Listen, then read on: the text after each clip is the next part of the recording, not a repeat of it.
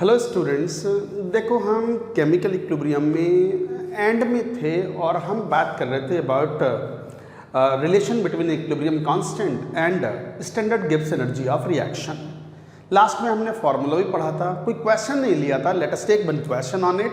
हालांकि क्वेश्चंस बड़े आसान होते हैं इसके ऊपर। हमने फॉर्मूला ये लिखा था कि delta G not is equal to -2.303 R T log of K equilibrium constant, generally K equilibrium is Kp।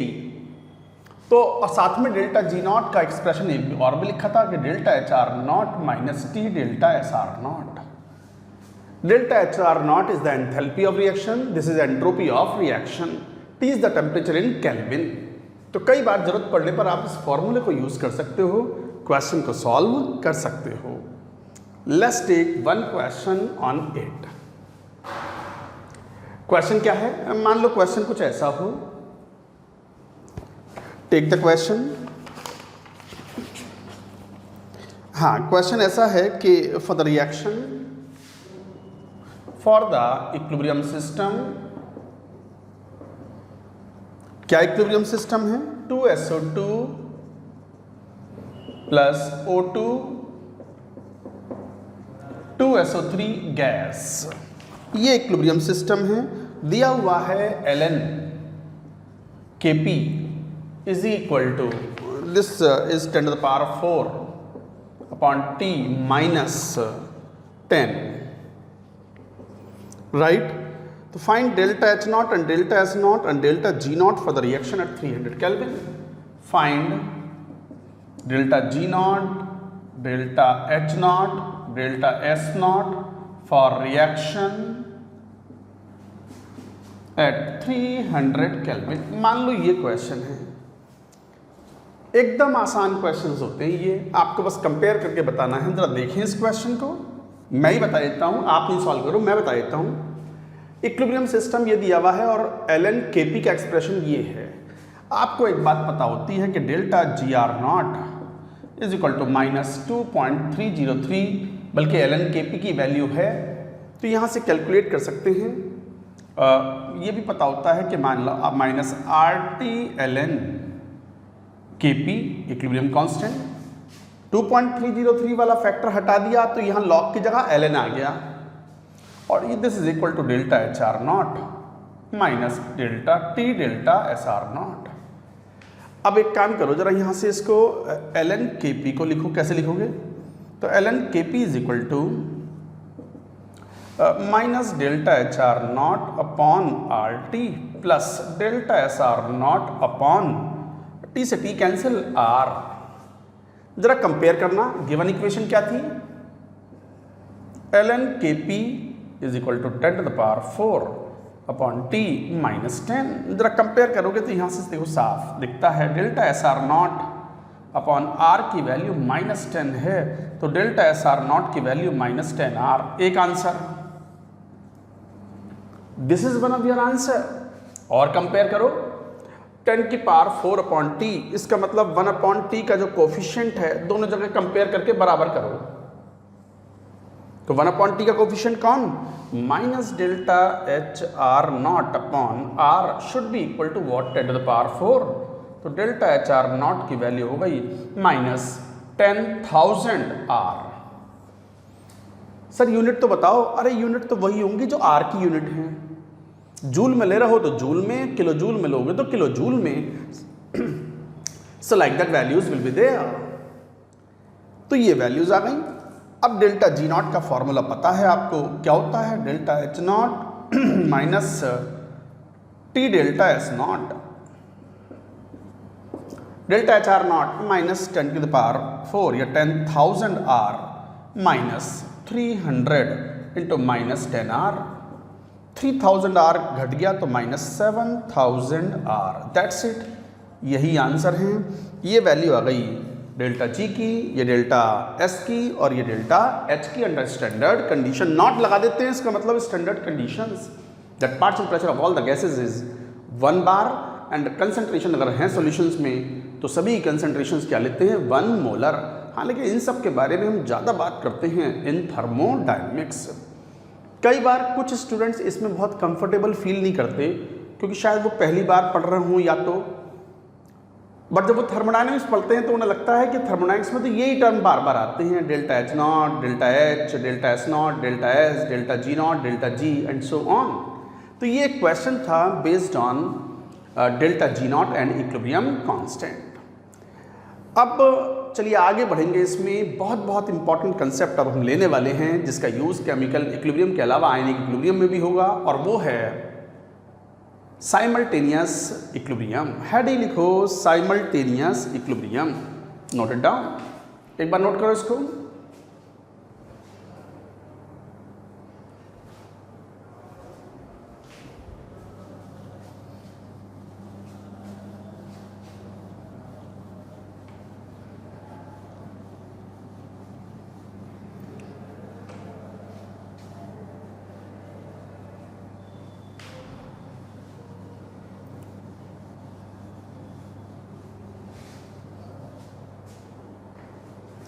Simultaneous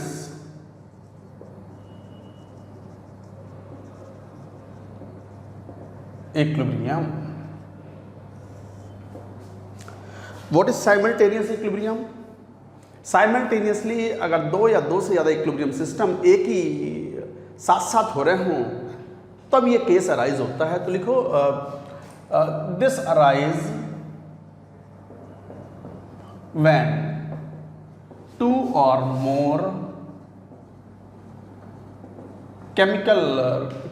more chemical reversible reactions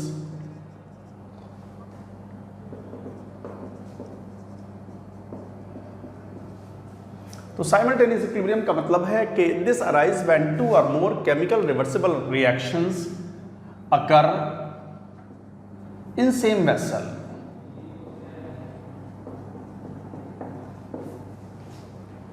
तो दिस अराइज व्हेन टू और more chemical reversible reactions occur in the same vessel, तो कहलाएगा वो simultaneous equilibrium.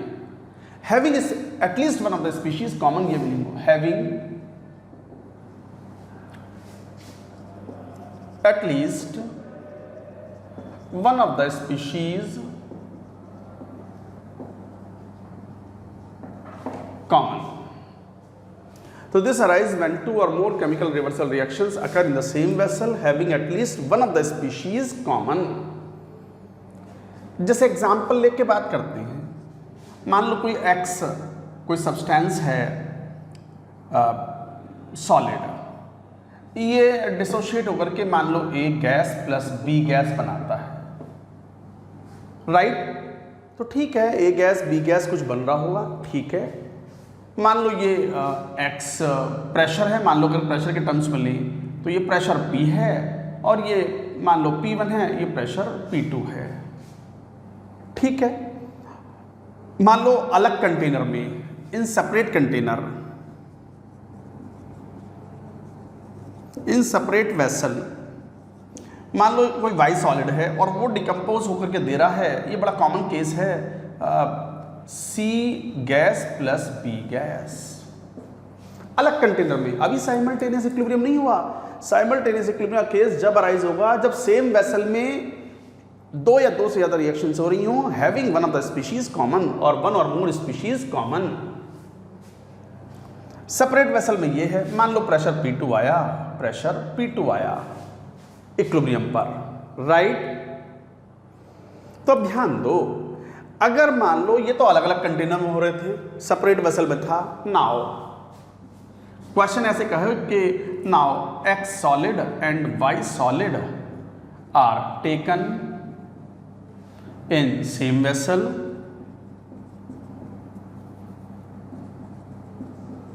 And equilibrium is attained. Equilibrium is attained. तो now X and Y are taken in the same vessel and equilibrium is attained. तो अब X और Y साथ, अब आएगा साइमल्टेनियस इक्विलिब्रियम। X सॉलिड टूटेगा, क्या देगा? देगा तो वही A प्लस B। Y भी साथ साथ टूटेगा, अब क्या देगा? C plus B। बट ध्यान दो, now it is simultaneous equilibrium, now it is simultaneous equilibrium.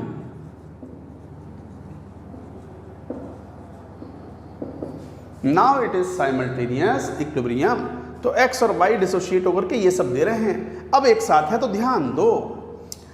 यहाँ पर P1 आया था, P1 आया था, P2 आया था, P2 आया था, B अब दोनों जगह से आ रहा है और B की कंसंट्रेशन अब बढ़ गई, B का पार्शियल प्रेशर बढ़ गया और B का पार्शियल प्रेशर बढ़ गया, तो equilibrium will be shifted in the backward direction. Similarly ये भी यहाँ भी B बढ़ाएगा तो equilibrium is shifted in the backward direction. Backward direction shift होने की वजह से अब मान लो x थोड़ा कम टूटेगा, तो कम टूटेगा तो प्रेशर मान लो P1 डैश आया, P2 डैश आया यहाँ, और यहाँ आ गया मान लो यहाँ P1 लो, सेम आएंगे ना, P1 बिल्कुल सही बात है। तो P1 डैश और यहाँ प्रेशर आया P2 डैश, बट B दोनों रिएक्शन से आ रहा है तो टोटल प्रेशर कितना हो गया, P1 dash plus P2 dash plus P1 dash. Of course ये बात ध्यान रखनी में है कि P1 dash is less then P1, P2 dash is less then P2। बच्चों ये बहुत इंपॉर्टेंट है, वेरी इंपॉर्टेंट। एक तो पहले आप इसे नोट करो, मैं एक बार फिर समझाता हूँ कि क्या क्या पढ़ रहे हैं, क्योंकि क्वेश्चन आप अकॉर्डिंगली फिर सॉल्व कर पाओगे यार। तो एक बार पूरी बात नोट करो, मैं समझाता हूँ क्या मीनिंग है इसका एक बार फिर।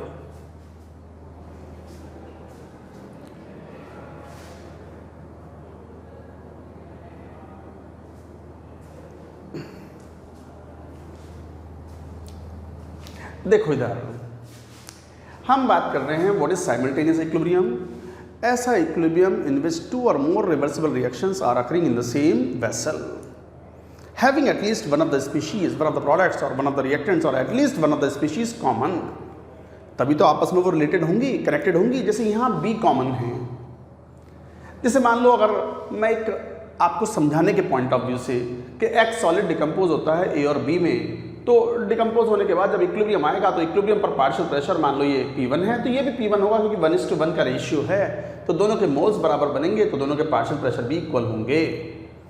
अलग डब्बे में दूसरे कंटेनर में हमने Y को तोड़ दिया, Y डिसोशिएट होकर के C एंड B दे रहा है, तो डिसोशिएट होने के बाद 1:1 का रेशियो है, तो यहाँ P2 प्रेशर बना, तो यहाँ भी P2 प्रेशर बना। अब ये अलग अलग कंटेनर में है, it is not the case of simultaneous equilibrium. इधर आओ, इधर यहाँ now X solid and Y solid are taken in the same vessel, same vessel में ले लिया X और Y को एंड इक्विलिब्रियम इज अटेन्ड, आ गया इक्विलिब्रियम। अब X टूटेगा तो A और B बनेगा, Y टूटेगा C एंड B बनेगा, बट इस बार P1 बन के नहीं आएंगे क्योंकि B दोनों जगह से आ रहा है, तो B की कंसंट्रेशन या पार्शियल प्रेशर बढ़ने के कारण equilibrium will be shifted in the backward direction, this also shift in the backward direction. तो पता चला X इस बार कम टूटा, कितना P1 डैश, यहाँ भी P1 डैश, ये भी कम टूटा पहले के मुकाबले में, कितना P2 dash. Of course P1 dash is less then P1, of course P2 dash is less then P2 and B ये और ये B अलग अलग थोड़ी हैं, तो total pressure of the B will be equal to P1 dash plus P2 dash, same चीज यहाँ पर P2 dash plus P1 dash. ये एनालिसिस याद रखना है और साथ में याद रखना है P1 dash of course will be less than P1, P2 dash will be of course less than P2। पूरी ध्यान से बात समझें, ली चैटिलियर प्रिंसिपल। अगर प्रोडक्ट की कंसंट्रेशन बढ़ा दो तो equilibrium shifts in the backward direction.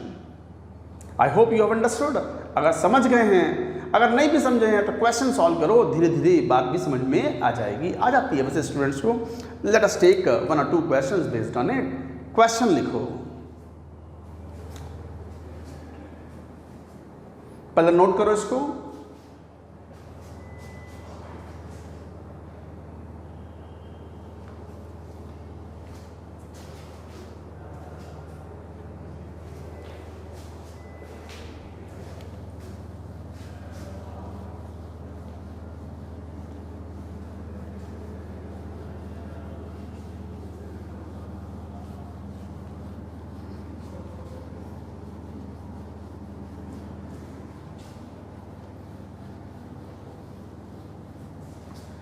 Let's take 1 question on it. मान लो ये क्वेश्चन कुछ ऐसा लेते हैं, हाँ क्वेश्चन में कुछ ऐसी इंफॉर्मेशन दी हुई है, एक्स सॉलिड टूटता है, मैं बिल्कुल वैसा सही क्वेश्चन ले लूँ जैसे मैंने एग्जांपल समझाया था, plus C gas. Y solid decompose होता है, B gas plus C gas. ठीक। At a given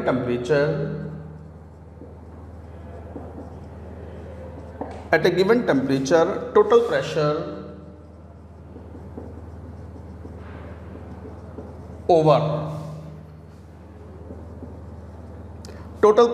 over excess solid X is 20 torr and total pressure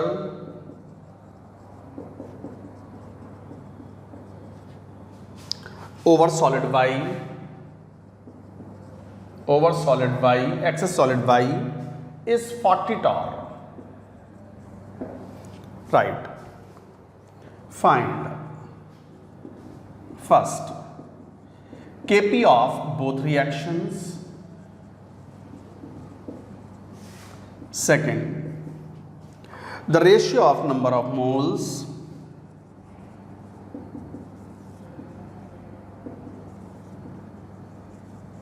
The ratio of number of moles of A and B in the vapor state, in the vapor phase, over a mixture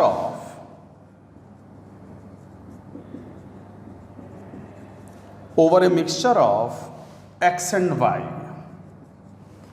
And the last part, total pressure of gases over a mixture of X and Y।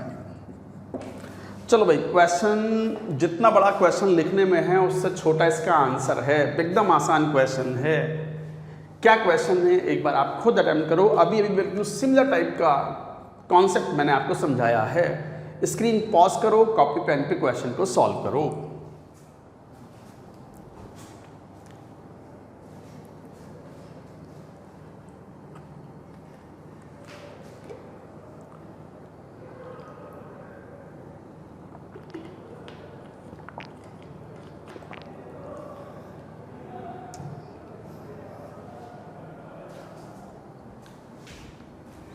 हाँ भाई, वाह, चलो answer अपने match करना। देखो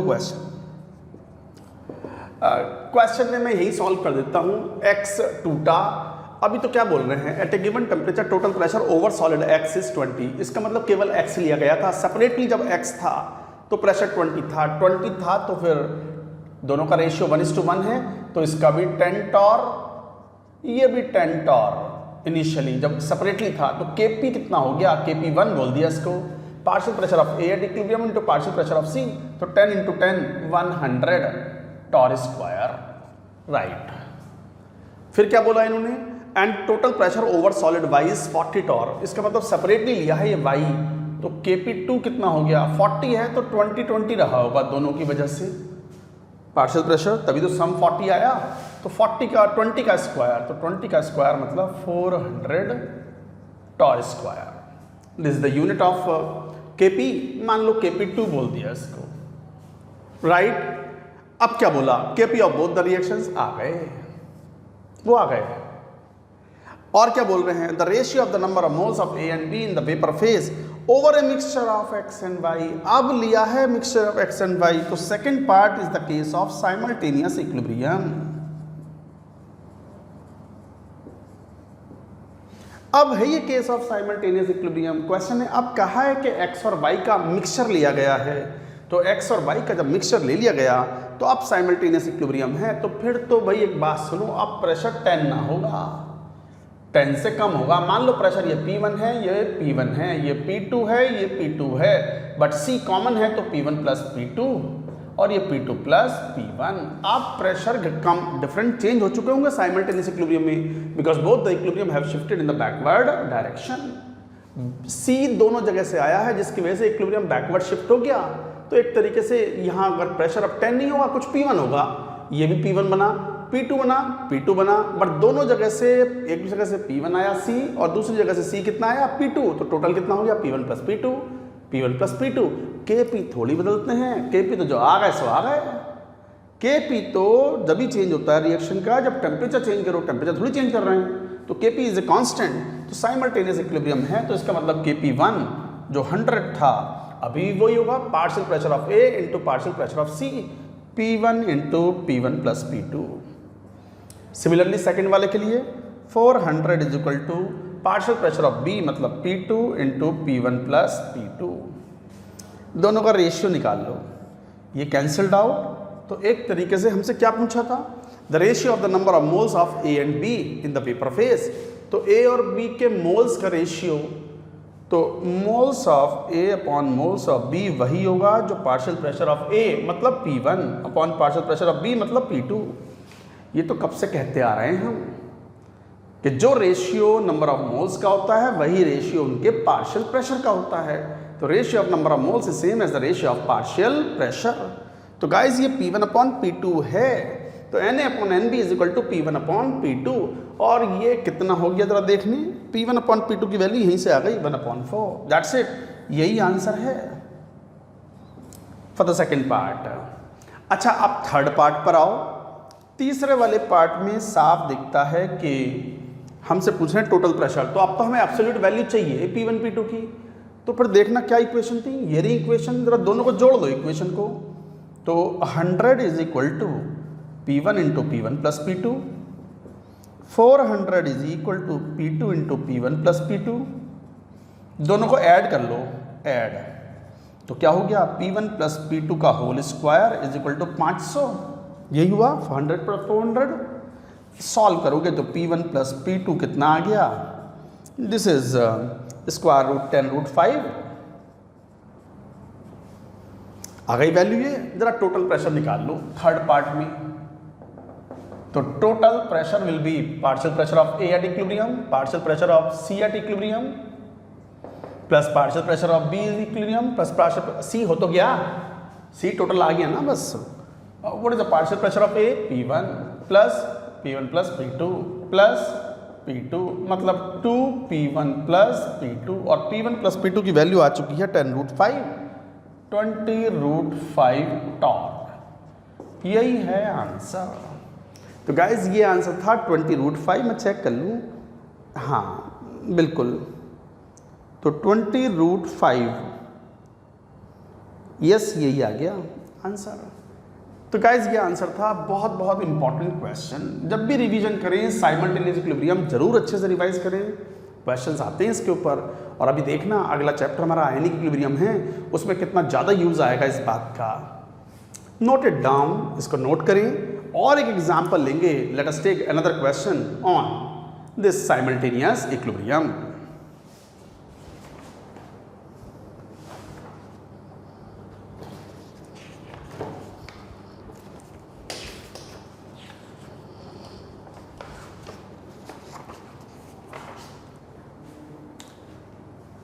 हटा दे, note कर लिया ना, बिल्कुल।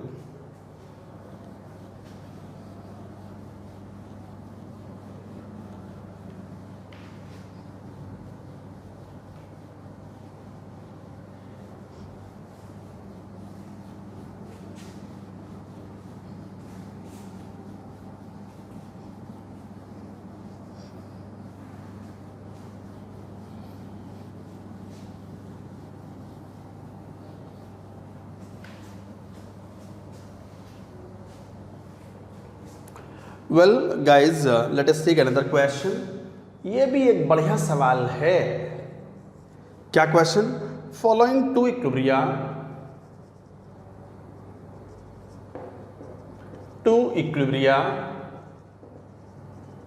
इक्विलिब्रिया मतलब plural of equilibrium, equilibria is the plural of equilibrium. तो following two equilibria are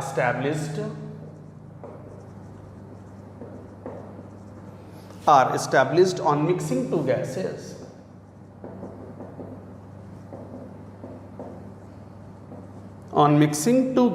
A2 and C. क्या? First 3A2 gas, A6 gas, Kp is equal to 1.6 atmosphere की power -2।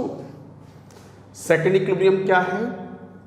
A2 gas plus C gas, A2C gas, और बस इतना दिया हुआ है। क्या कहा क्वेश्चन में? If A2 and C are mixed in 2:1 molar ratio, the total pressure is 1.4 atmosphere and partial pressure of A6 is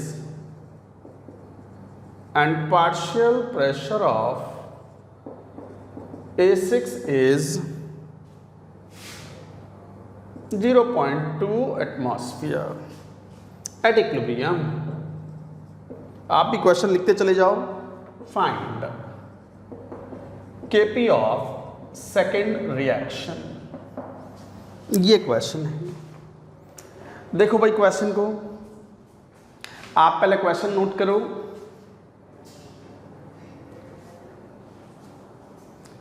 following two equilibria are established on mixing two gases A2 and C।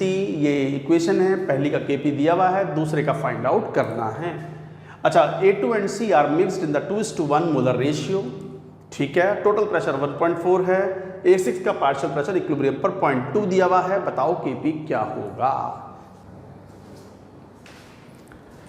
चलिए देखिए question को। Question में कहा है कि 3A2 converted to A6, Kp 1.6 है, साथ में A2 plus C A2C, right.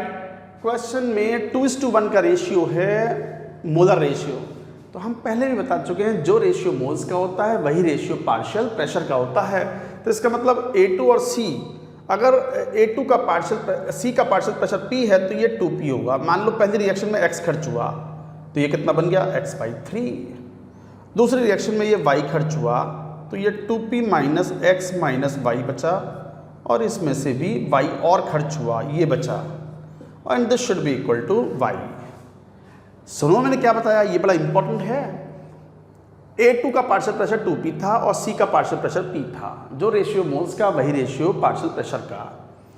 अब अगर A2 में से X खर्च हुआ है और सेकंड रिएक्शन में से A2 Y खर्च हुआ है, तो टोटल कितना खर्च हुआ? X as well as Y। तो 2P minus X minus Y, यहाँ भी 2P minus X minus Y, और ये तो X/3 और ये बना Y।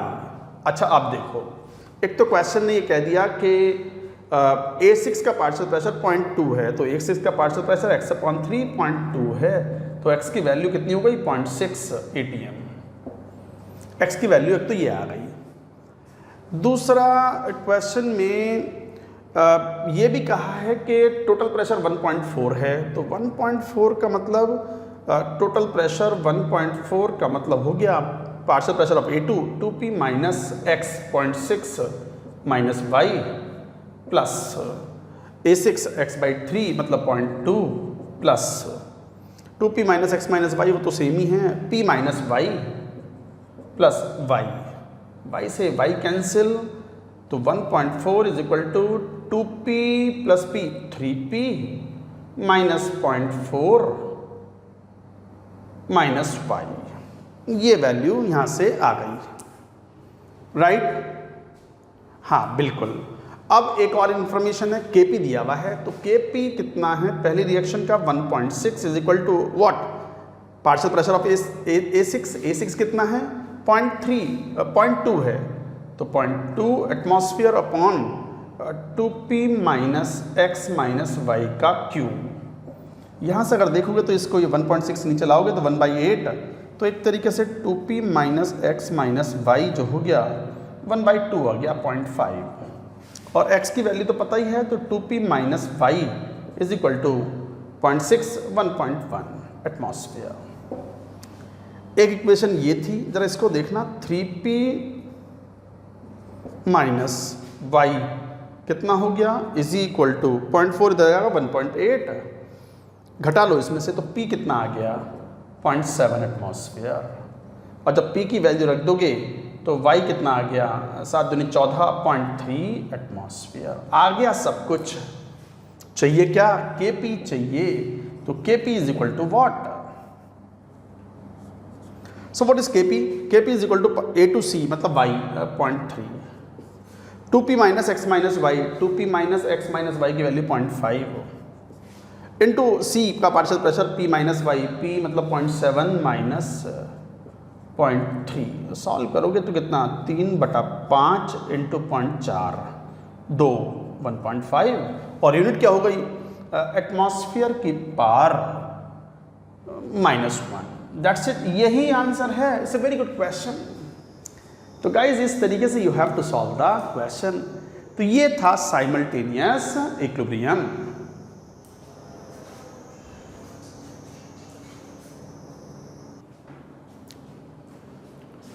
चलिए अब बात करते हैं about the last thing in the chemical equilibrium, वो है वेपर प्रेशर।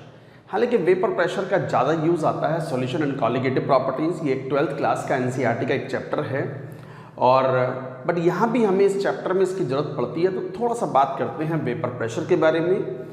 हेडिंग लिखो वेपर प्रेशर।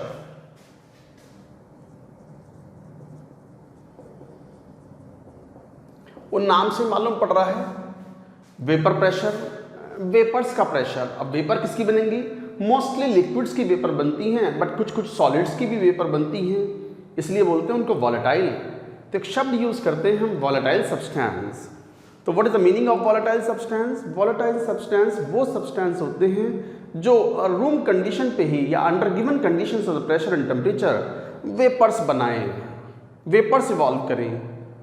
तो वेपर्स अगर इवॉल्व होंगी तो किसी कंटेनर में उस सब्सटेंस को रखोगे तो vapours will strike with the walls of the container and they will exert some pressure at equilibrium, that is called vapour pressure. एक बार डेफिनेशन लिखो, मैं समझाता हूँ क्या है ये। तो what is vapour pressure? It is the pressure exerted by vapors of a substance. तो it is the pressure exerted by vapors of a substance. Substance कौन? Liquids और solids।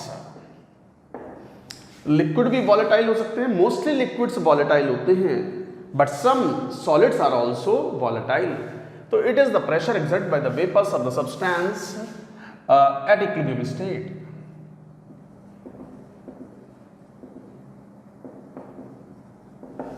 इक्विलिब्रियम स्टेट कैसे? जैसे मान लो आपको समझाने के लिए मान लो मैं ये कह दूं कि एक कंटेनर है, इसके अंदर हमने पार्शियली वाटर भर दिया। मान लो वाटर ले लो क्योंकि वाटर वॉलेटाइल है, H2O liquid, under room temperature condition ही मान लो ये ले लिया हमने, और यहां वैक्यूम क्रिएट कर दिया।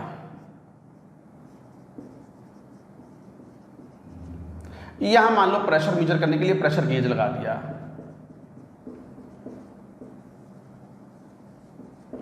यहां प्रेशर गेज लगा दिया और यहां मान लो कंप्लीट वैक्यूम कर दिया था। अब मान लो यहां कोई लोहे की प्लेट रख दी हमने,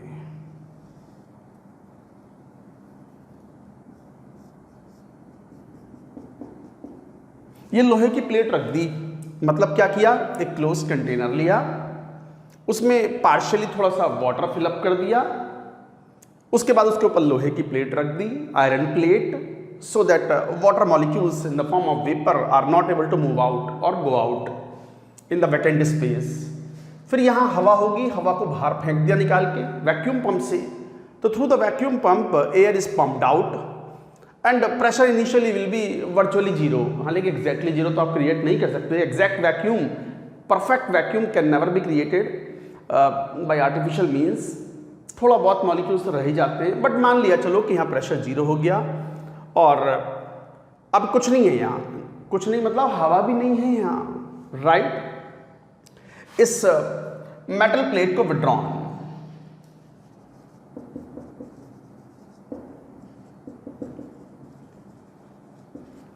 metal plate is withdrawn, metal plate को खींच के बाहर कर दिया, तो सिचुएशन ऐसी हो गई। देखो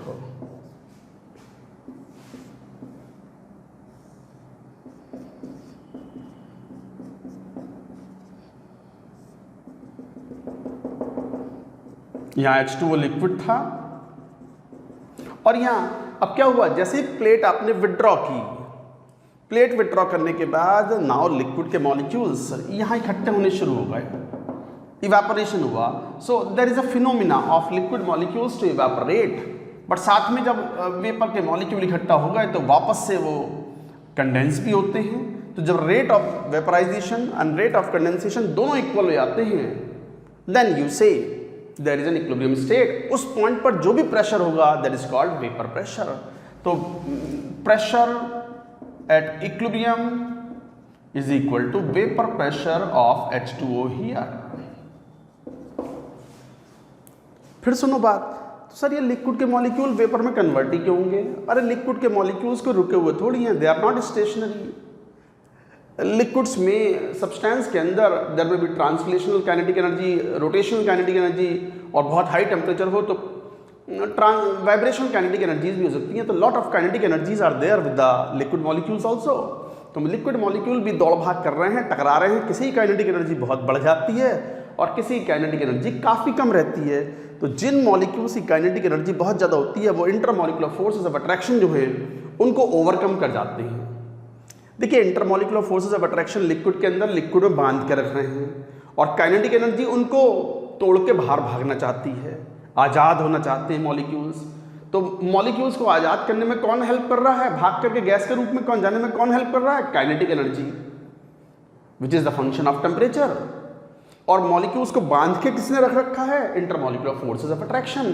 तो ये दो अपोजिट इन्फ्लुएंस हैं। इंटरमॉलिक्यूलर फोर्सेस ऑफ अट्रैक्शन उसे लिक्विड के फॉर्म में रखना चाहते हैं, और जो थर्मल एनर्जी है by virtue of temperature which is also called kinetic energy, उसके चलते वो वेपर्स में कन्वर्ट होना चाहते हैं।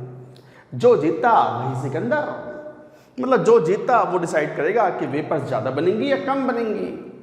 तो लिक्विड के मॉलिक्यूल्स जब मूव करते हैं रैंडमली कोलाइड करते हैं, जिसकी वजह से काइनेटिक एनर्जी उनकी एक्सचेंज होती है, चेंजेस होती हैं। हालांकि overall kinetic energy at a given temperature will remain constant. तो जब काइनेटिक एनर्जी काफ़ी बढ़ जाती है कुछ मॉलिक्यूल्स की and they happen to come to the surface, वो सरफेस से उड़ जाते हैं, overcoming the intermolecular forces of attraction, and accordingly they come into the vapor form, and this phenomena is called vaporization. And these vapors now collide with the walls of container and exert pressure. Not only that, they collide on the surface also, liquid surface. और वहाँ पर जब टकराएंगे वो, तो again by intermolecular forces नीचे वाले molecules पकड़ के बैठा लेते हैं। तो against that phenomena of conversion of the vapors into liquid is called condensation. और एक पॉइंट ऐसा आता है after some time that rate of evaporation rate of condensation equilibrium पर इक्वल हो जाते हैं। तो at equilibrium rate of evaporation is equal to rate of condensation.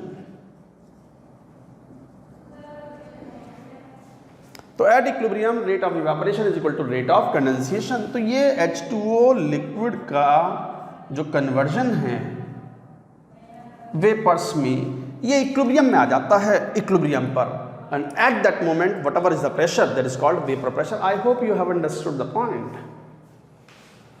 तो वेपर प्रेशर किसी लिक्विड का या किसी सब्सटेंस का वो इक्विलिब्रियम का प्रेशर है, not just any partial pressure. और इक्विलिब्रियम पर वो एक फिक्स्ड प्रेशर होता है एट ए गिवन टेम्परेचर। तो इसका मतलब वेपर प्रेशर अमाउंट पर डिपेंड नहीं करता, सरफेस एरिया पे डिपेंड नहीं करता, कंटेनर्स सिलेंड्रिकल लिया है, स्फेरिकल लिया है, कैसा लिया है उससे पे डिपेंड नहीं करता। तो ये थी definition of the vapour pressure. हालांकि इसके बारे में और डिटेल में बात करते हैं हम जब हम पढ़ते हैं chapter liquid solution and colligative properties. तो गाइस पहले इतनी बात नोट करो, फिर कुछ इंपॉर्टेंट पॉइंट्स आएंगे अबाउट द वेपर प्रेशर जो कि इस चैप्टर के लिए सफिशिएंट होंगे। नोट करें इसको।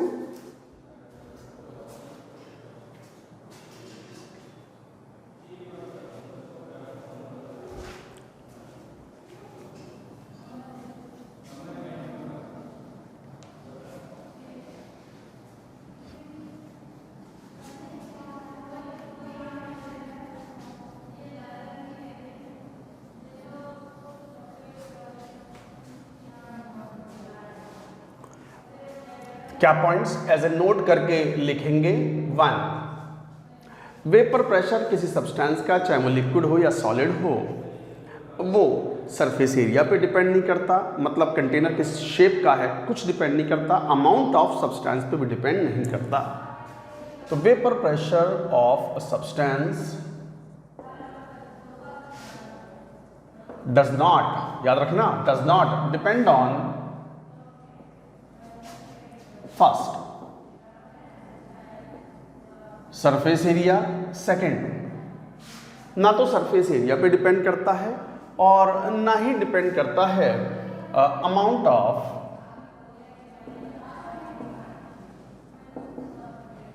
सब्सटेंस, अमाउंट ऑफ सब्सटेंस पे भी डिपेंड नहीं करता। तो फिर डिपेंड करता किस पे है? तो vapour pressure of a substance depends on temperature. Vapour pressure of a given substance, कुछ सब्सटेंस आपने फिक्स कर दिया, मान लो H2O है, तो H2O का वेपर प्रेशर ना सरफेस एरिया पे डिपेंड कर रहा है ना अमाउंट ऑफ सब्सटेंस पे डिपेंड कर रहा है, बस किस पे डिपेंड कर रहा है? टेम्परेचर पर। और टेम्परेचर बढ़ाओगे तो लिक्विड्स की काइनेटिक एनर्जी बढ़ेगी, एस्केपिंग टेंडेंसी बढ़ेगी मॉलिक्यूल्स की, तो वेपर ज़्यादा बनेंगी, तो वेपर प्रेशर विल इंक्रीज। तो टेम्परेचर बढ़ाने पर वेपर प्रेशर बढ़ेगा। अच्छा, कैसे बढ़ेगा? क्या मैथमेटिकल इक्वेशन होगी? वो तो आप liquid solution and colligative properties में पढ़ेंगे इन the form of equation called Clausius-Clapeyron equation. एक इक्वेशन होती है क्लॉसियस-क्लैपेरॉन इक्वेशन। अभी नहीं, बारी बारी से, हर चीज़ की बारी आती है, तो बारी जब आएगी तब पढ़ेंगे उसकी। थर्ड, अच्छा, हर सब्सटेंस का वेपर प्रेशर अलग अलग हो सकता है depending upon the intermolecular forces. जितने स्ट्रॉन्ग इंटरमॉलिक्यूलर फोर्सेज होंगे, एस्केपिंग टेंडेंसी कम होगी, तो वेपर प्रेशर भी कम होगा। तो stronger are the intermolecular forces,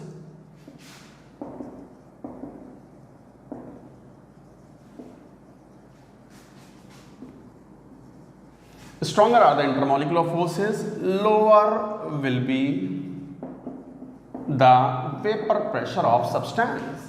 तो जितने स्ट्रॉन्ग इंटरमॉलिक्यूलर फोर्सेस होंगे, वेपर प्रेशर उतना ही कम होगा। अच्छा, यहीं पे substance with low vapour pressure, उसको बोलते हैं हम less volatile substance.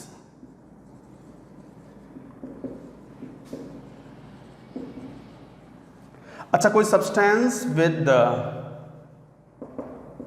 High vapour pressure होगा अंडर गिवन टेम्परेचर कैसा? Highly volatile substance, highly volatile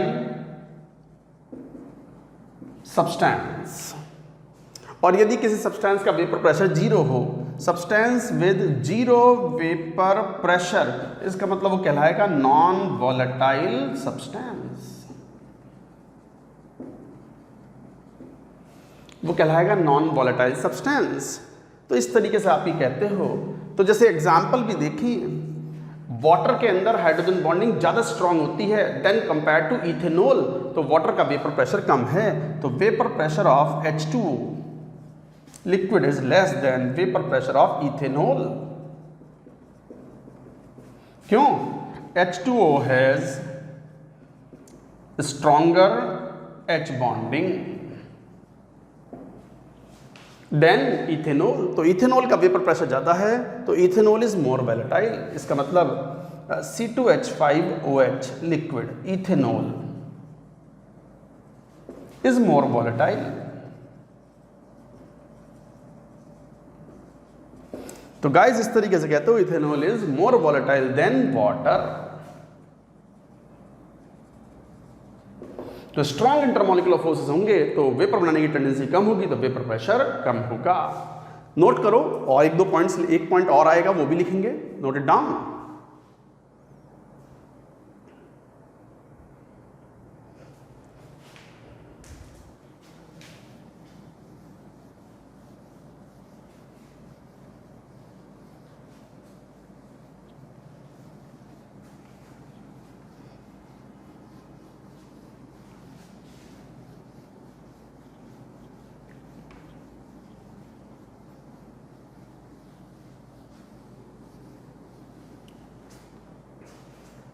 जैसे एक टर्म डिफाइन करते हैं हम, बड़ा यूजफुल टर्म है रिलेटिव ह्यूमिडिटी। फोर्थ,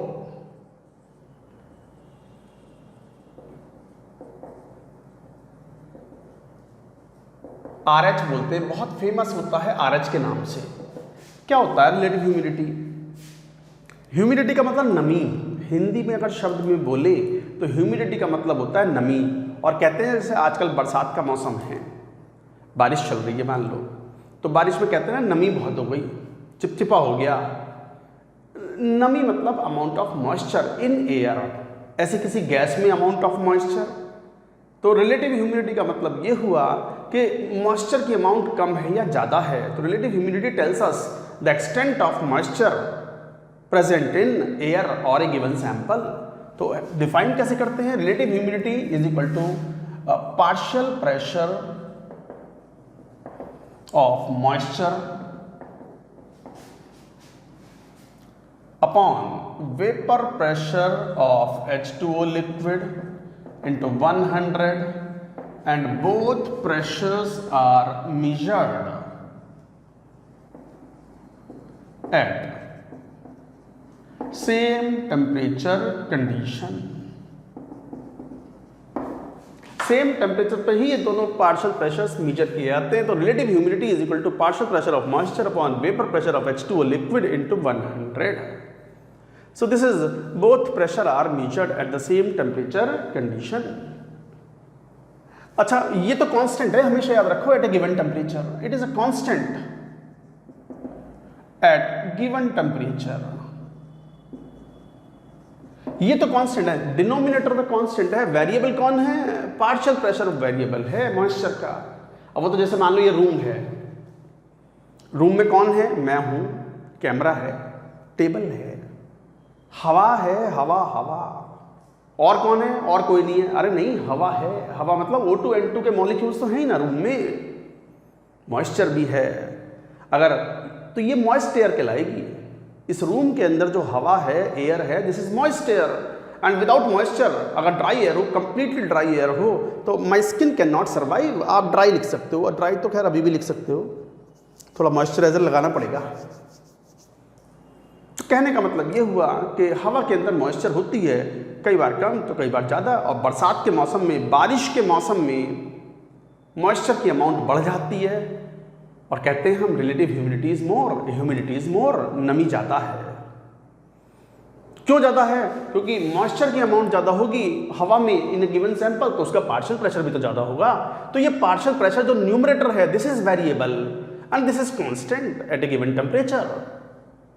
और जब ये पार्शियल प्रेशर बराबर हो जाता है वेपर प्रेशर ऑफ H2O के at a given temperature, then relative humidity becomes 100%।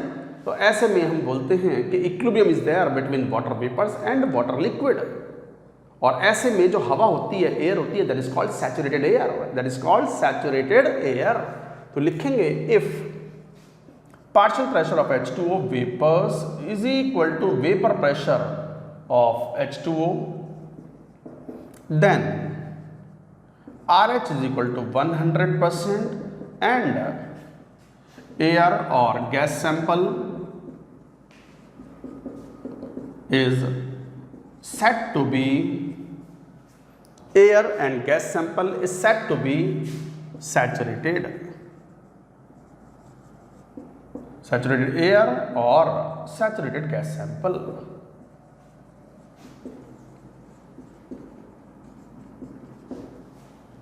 Saturated air जब भी शब्द बोल रहे हैं, इसका मतलब relative humidity is 100% and partial pressure of the moisture is equal to the vapour pressure. Vapour pressure is constant at a given temperature for a given substance. तो guys ये फॉर्मूला बड़ा यूजफुल था। कई बार ऐसा कहा जाएगा कि रिलेटिव ह्यूमिडिटी 60% है, इसका मतलब ये हुआ कि उस कंडीशंस पर partial pressure of H2O vapours is equal to 0.6 time into vapour pressure of H2O, जो कि क्वेश्चन में फॉर्म डेटा दिया हुआ, ये तो फिक्स डेटा है। And water vapour pressure of water is also called aqueous tension. ये शब्द बहुत कॉमन है, याद रखना, this is important. Vapour pressure of water is also called aqueous tension, aqueous tension भी बोलते हैं इसको। तो कई बार स्टूडेंट्स को जब पता नहीं होता ना कि एक्वस टेंशन मतलब वेपर प्रेशर ही है वाटर के, तो अटक जाते हैं। तो ये सब पता होनी चाहिए आपको, यही तो इन्फॉर्मेशन है, यही तो नॉलेज है, यही तो एक एक्टिव आपका प्रिपरेशन है कि हर बात पता है, बिल्कुल तैयार हैं, सारे हथियार लेके, गन लेके, क्वेश्चंस के ऊपर हम तैयार हैं टेस्ट पेपर में। अब आतू I tell equipped with all the arms and ammunition, with active brain, that should be the state of your mind or at the time of appearing in the test paper. तो guys ये कुछ points थे vapour pressure के। हालांकि ये vapour pressure मैंने पहले भी कहा था, ये ज़्यादा डिटेल में और डिटेल में हम बात करते हैं इन क्लॉसियस-क्लैपेरॉन इक्वेशन। तो ये हुआ, इस तरीके से बात करते हैं। चलिए क्वेश्चन सॉल्व करते हैं। उससे पहले मैं एक टर्म और डिफाइन कर दूं। दो शब्द इस्तेमाल होते हैं, डेलिक्वेसेंस एंड इफ्लोरोसेंस। तो हेड ही लिखो, इसको लिखो, पहले नोट करो।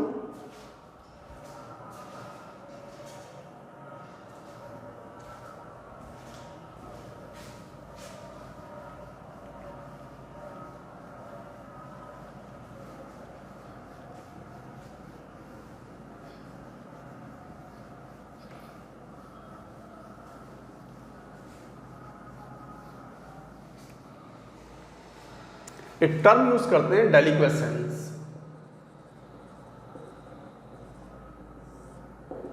या डेलिक्वेसेंट सब्सटेंस क्या होता है? डेलिक्वेसेंस मतलब वो सब्सटेंस जो हवा में खुला छोड़ दो तो हवा का जो मॉइस्चर होता है, मॉइस्चर को ग्रैब कर लेते हैं एंड बिकम्स वेट, गीले हो जाते हैं, मॉइस्चर चिकन ऐसे से हो जाते हैं वो एकदम गीले से। तो लिखो substance which absorb moisture when exposed to atmospheric air,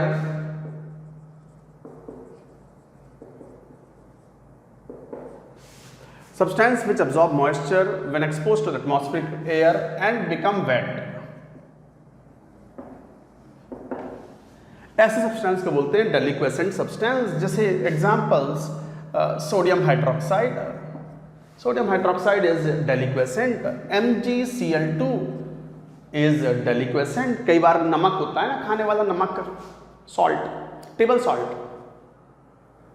तो कई बार बरसात के मौसम में, आजकल अभी सावन खत्म सा हो रहा है, हो गया होगा शायद, भादो शुरू हो गया, तो आजकल बरसात के मौसम में वो जो नमक होता है, नमकदानी होती है, कई बार खाने में डालते हैं, आता ही नहीं, गीला हो गया वो नमक, मॉइस्चर अब्जॉर्ब कर लिया उसने।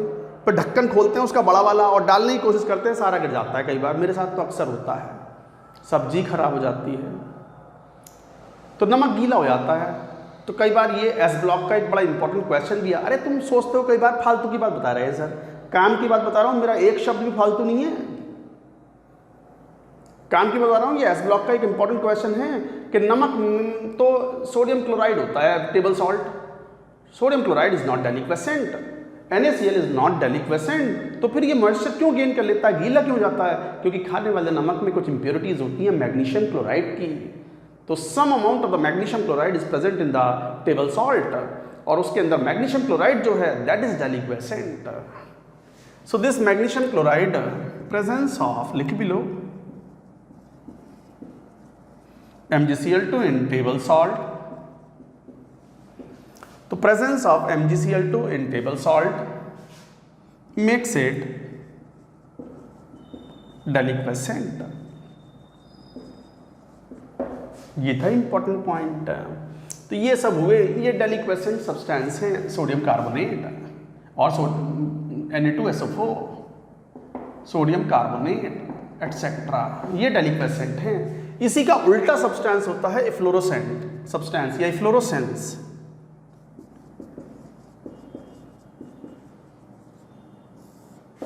इफ्लोरोसेंस मतलब ये इफ्लोरोसेंट सब्सटेंस वो सब्सटेंस होते हैं जो हवा में खुला छोड़ दो तो मॉइस्चर लूज करते हैं। देखो ये मॉइस्चर गेन कर रहे थे, वो मॉइस्चर लूज करते हैं और पाउडरी हो जाते हैं ऑन द सरफेस, सरफेस पे पाउडर जैसा बन जाता है। तो substance which lose moisture and become powdery on surface when exposed to atmospheric air. Atmospheric air में मॉइस्चर तो हमेशा ही होगा। तो substance which lose moisture and become powdery on surface when exposed to the atmospheric air वो कहलाते हैं efflorescent substance. क्या बोलेंगे? Efflorescent substance. जैसे examples of efflorescent substance will be, जैसे पोटाशियम, बड़ा फेमस एग्जांपल है ये। क्या formula? K2SO4 Al2SO4 thrice 24H2O। This is potassium. और जैसे मान लो ग्लोबल सॉल्ट, ग्लोबल सॉल्ट मतलब कौन? Na2SO4 dot 10H2O। तो these are the common examples of efflorescence. Obviously efflorescent होना है तो मॉइस्चर कहीं ना कहीं होना चाहिए, तभी तो लूज करेगा। तो this is water of crystallisation, it is lost to the environment, atmosphere. आपने देखा भी होगा फिटकरी, थोड़ा कंस्ट्रक्शन का काम चल रहा है, कोई बात नहीं। फिटकरी पोटाशियम, पोटाशियम को फिटकरी तो बोलते हैं, घर पर रखते हैं, मैं भी रखता हूँ शेविंग करने के लिए कई बार। बाद में वो एक तरीके से वो एंटीसेप्टिक के रूप में काम करता है। यही एक्टिव कंपोनेंट होते हैं, फेरिक क्लोराइड, फिटकरी and all that, in Savlon, in Dettol liquid जो होते हैं। तो फिटकरी को कई बार शेविंग के बाद करते हैं कि भाई थोड़ा सा स्मूथ कर दे वो सरफेस को, और एक तरीके से तो वो एक अलग प्रॉपर्टी है उसकी। बट ये पोटाशियम कई बार फिटकरी को रखा छोड़ दो एक आध हफ्ता खुला, सरफेस पर पाउडर से जमा हो जाता है। यूँ करके यूँ कर लो, यूँ देखो, यूँ यूँ सफ़ेद पाउडर आ जाता है। So that is the property called efflorescence. इनका यूज क्वेश्चन में कई बार आता है, नोट कर लें इसको और एक क्वेश्चन लिखें, नोट इट डाउन।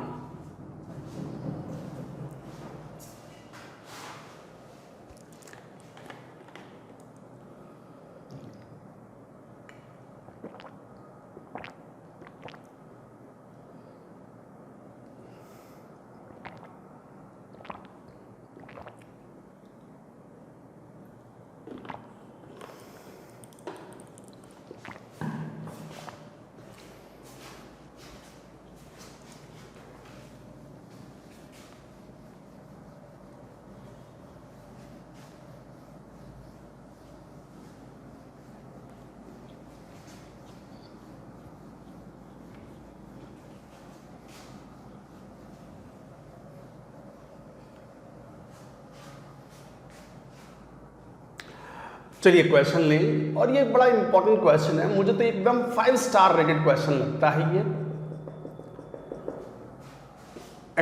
एग्जाम में कभी भी इस तरह का क्वेश्चन आ सकता है। क्या क्वेश्चन है? ये दिया हुआ है Na2SO4 dot 10H2O, global salt कहते हैं इसको, सॉलिड। इसका इक्विलिब्रियम दिया हुआ है Na2SO4 solid plus 10H2O gas, vapors. Kp for this reaction is given as 1.024 into 10 to the power minus 27, atmosphere की पावर 10 ये दिया हुआ है at 0 डिग्री सेल्सियस, राइट? ये दिया हुआ है। फर्स्ट करना क्या है? at what RH मतलब relative humidity will Na2SO4 dot 10H2O be fluorescent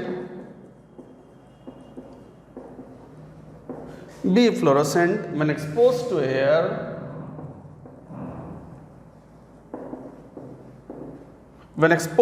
air at 0 degree Celsius. Second, at what RH will Na2SO4 be deliquescent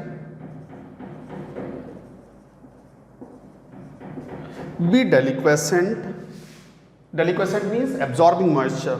When exposed to air at 0 degree Celsius. अच्छा, question में data दिया हुआ है, given vapour pressure of H2O liquid at 0 degree Celsius is equal to 4.56 torr. 4.56 torr, right. ये value आ गई। जरा एक बार ध्यान से देखो, आप एक बार क्वेश्चन केयरफुली पढ़ो, read the question carefully.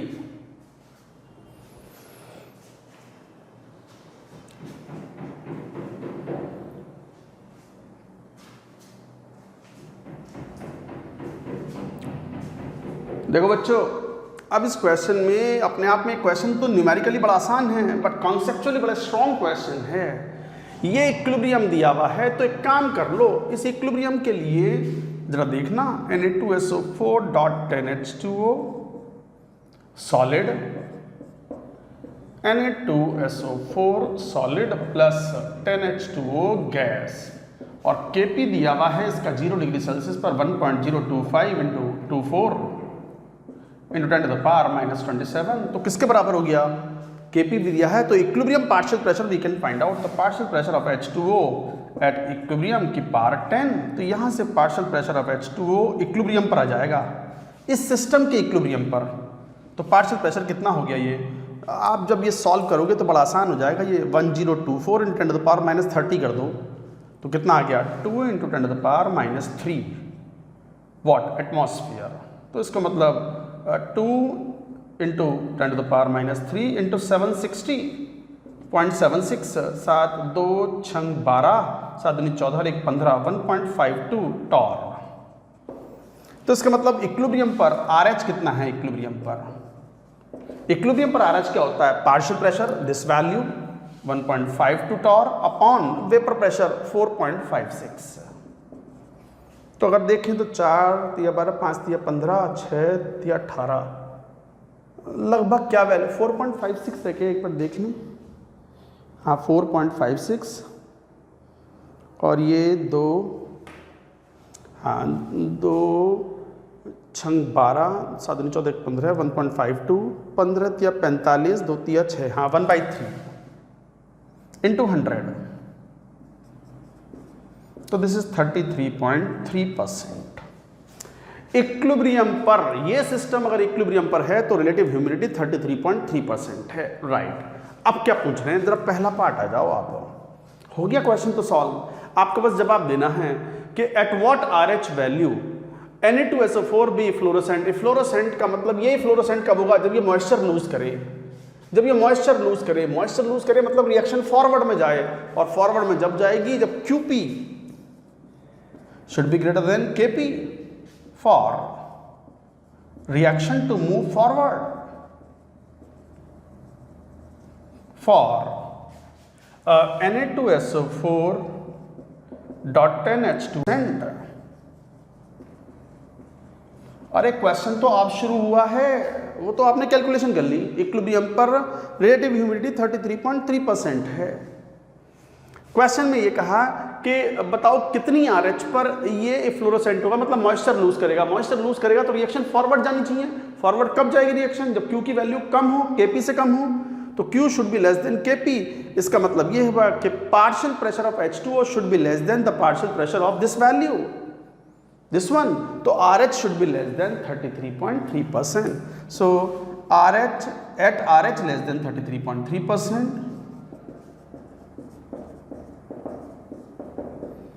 Na2SO4.10H2O will be a fluorescent। समझो बात को। अगर रिएक्शन को फॉरवर्ड जाना है तभी तो ये फ्लोरोसेंट होगा, मॉइस्चर लूज करेगा। उसके लिए Q should be less than K। तो partial pressure of H2O should be less than this value. तो RH should be less than 33.3%। तो at RH less than 33.3% Na2SO4.10H2O will be fluorescent. First हो गया है तो बस सेकंड हो ही जाएगा। क्या पूछा है? At what RH will Na2SO4 be deliquescent. कब ये सब्सटेंस मॉइस्चर एब्जॉर्ब करेगा? जब ये बैकवर्ड जाएगा। बैकवर्ड शिफ्ट होगा तभी तो मॉइस्चर खाएगा ये, और बैकवर्ड शिफ्ट होने के लिए QIP should be greater than KP, इसका मतलब RH should be more than 33.3%. When RH is more than 33.3%, then Na2SO4 becomes deliquescent.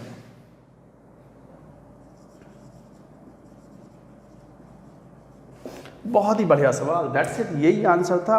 बहुत ही उम्दा फर्स्ट क्लास क्वेश्चन है केमिकल इक्विलिब्रियम का, involving the concept of vapour pressure and relative humidity. Guys ये था chemical equilibrium. Chemical equilibrium is over, that is finished.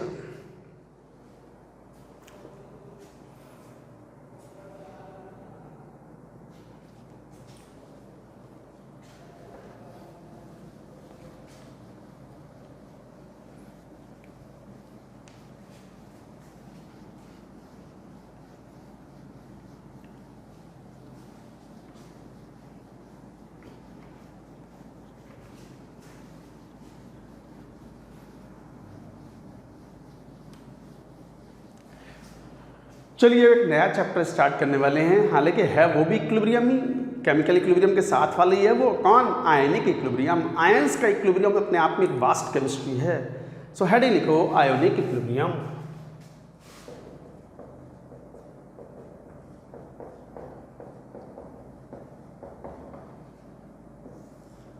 Ionic equilibrium, ions का equilibrium होता है, इसमें एक्वस फेज जनरली हम deal करते हैं। जनरली हमसे क्वेश्चंस जो होते हैं सॉल्यूशन फेज में एक्वस फेज को हम डील करते हैं पानी के अंदर। तो पानी के अंदर फिर हम यहीं पे इलेक्ट्रोलाइट्स को डिफाइन करते हैं जो आयनों में टूटे, टाइप्स ऑफ इलेक्ट्रोलाइट। शुरुआत ही करते हैं टाइप्स ऑफ इलेक्ट्रोलाइट। वैसे तो इस चैप्टर के ये चैप्टर थोड़ा सा बच्चों को कम कंफर्टेबल लगता है।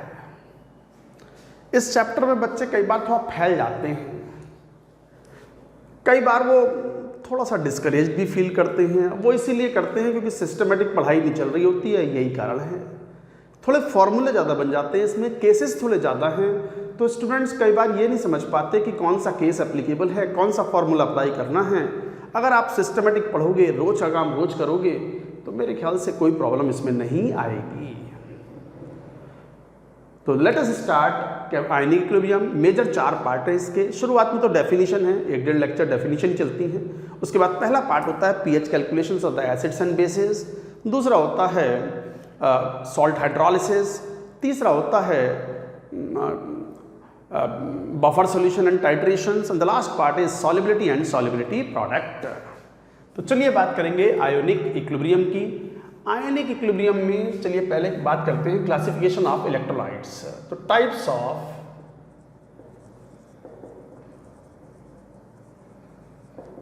इलेक्ट्रोलाइट्स, एक होता है strong electrolyte,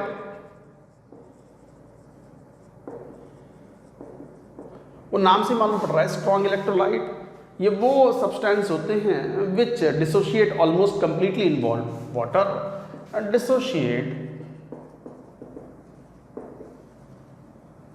almost completely in water।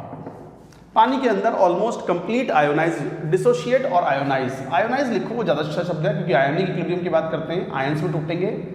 Ionise almost completely in water, highly conducting.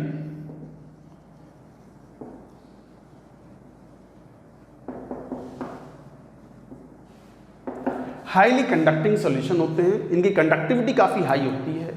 Conductivity से ही मालूम पड़ता है कि सॉल्यूशन जो है वो स्ट्रॉन्ग इलेक्ट्रोलाइट है या वीक इलेक्ट्रोलाइट है या नॉन इलेक्ट्रोलाइट है। ऐसा थोड़ी है कि जैसे नमक है NaCl, सोडियम क्लोराइड, अब ये पता है कि स्ट्रॉन्ग इलेक्ट्रोलाइट है, पानी वो डुबोते ही टूट जाता है आयनों में। कौन से? Na+ aqueous and Cl- aqueous. बढ़िया हाइड्रेशन होता है इसका, टूट जाता है आयनों में, तो स्ट्रॉन्ग इलेक्ट्रोलाइट है। ऐसा थोड़ी है कि बस लिया हमने, डुबोया और मालूम पड़ गया स्ट्रॉन्ग इलेक्ट्रोलाइट। ऐसा थोड़ी है कि नमक लिया और मान लो ये कहा ना जाए कि ये नमक है, मान लो आपसे कहा ना जाए ये नमक है, आपको एक सफ़ेद पाउडर दे दिया जाए, मुंह पर पट्टी बांध दी जाए ताकि ना चख सको और ना सूंघ सको। सूंघने से तो खैर कैसे मालूम पड़ेगा, स्मेल तो नहीं होती उसमें, बट टेस्ट ना कर सको। और आपसे कहा जाए कि बताओ ये स्ट्रॉन्ग इलेक्ट्रोलाइट है या वीक इलेक्ट्रोलाइट है या नॉन इलेक्ट्रोलाइट है।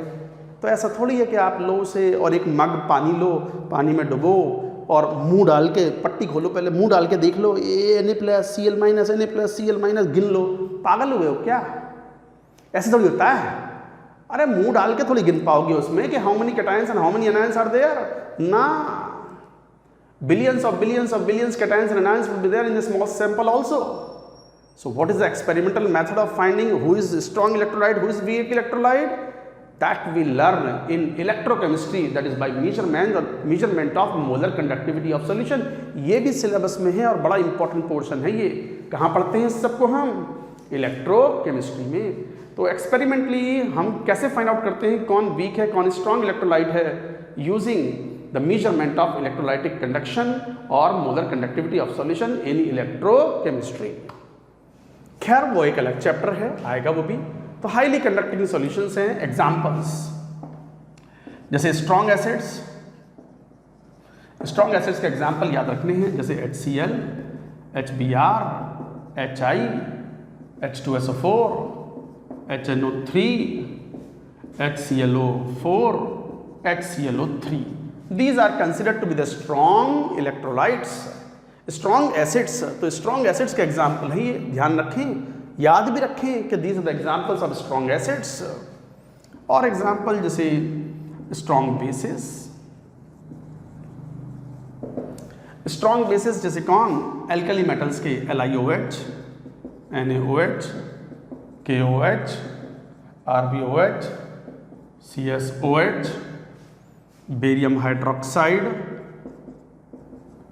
Strontium hydroxide etcetera. These are the examples.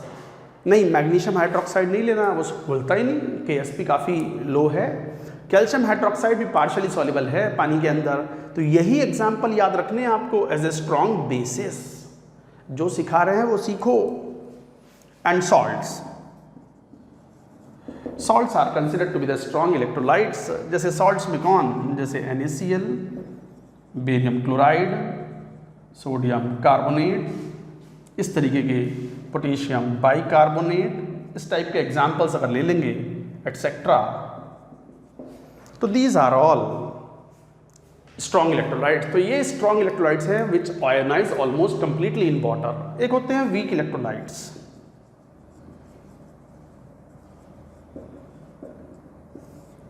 वो नाम से मालूम पड़ रहा है वीक इलेक्ट्रोलाइट का मतलब आयन थोड़े कम देंगे ये। इसका मतलब they will ionise partially in water. Ionise partially in water, पानी में कम आयोनाइज होंगे ये, लो कंडक्टिंग सॉल्यूशन।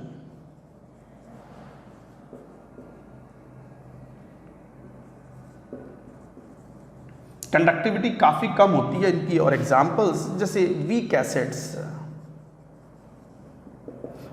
के एग्जाम्पल जैसे RCOH, carboxylic acid, formic acid, acidic acid and all that, HCN, H2CO3, H3PO4, ये सब एग्जाम्पल्स जो हैं वो एग्जाम्पल्स हैं HOCN,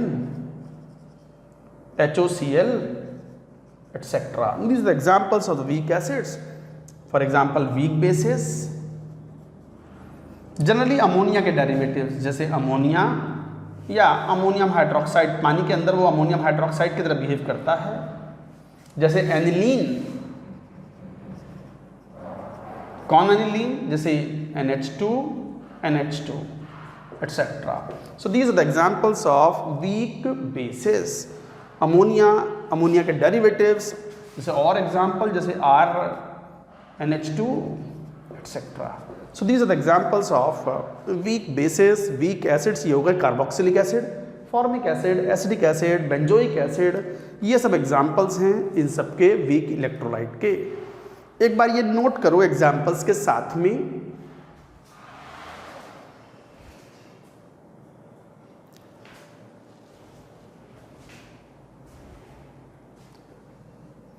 लिख लिया होगा आपने।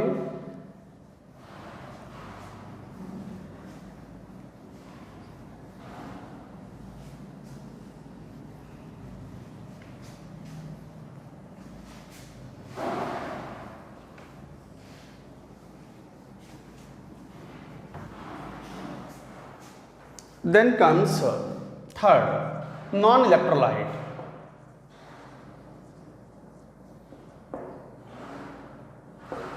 नॉन इलेक्ट्रोलाइट नाम से इंपॉर्टेंट रूप पढ़ रहे हैं, आयोनाइज ही नहीं होते, do not undergo ionisation in water, पानी में आयोनाइज नहीं होते। अब आयोनाइज तो हो नहीं रहा पानी में, इसका मतलब non conducting solution, almost non conducting.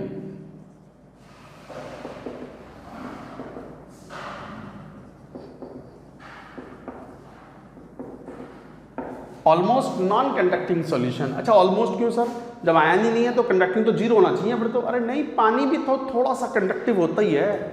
Water is also a bad conductor of electricity, pure water, distilled water is a bad conductor of electricity, but self ionisation water का होता तो है थोड़ा सा H+ और OH- में, वो भी पढ़ेंगे हम अभी इस चैप्टर में। तो थोड़ी बहुत कंडक्टिविटी तो आती है एक्वस सॉल्यूशंस में पानी की वजह से, इन कंपाउंड्स की वजह से नहीं। जैसे एग्जांपल्स, ये कंपाउंड पानी में घुल तो जाते हैं थ्रू हाइड्रोजन बॉन्डिंग, जैसे ग्लूकोज, यूरिया, सुक्रोज, इस तरह के एग्जांपल्स।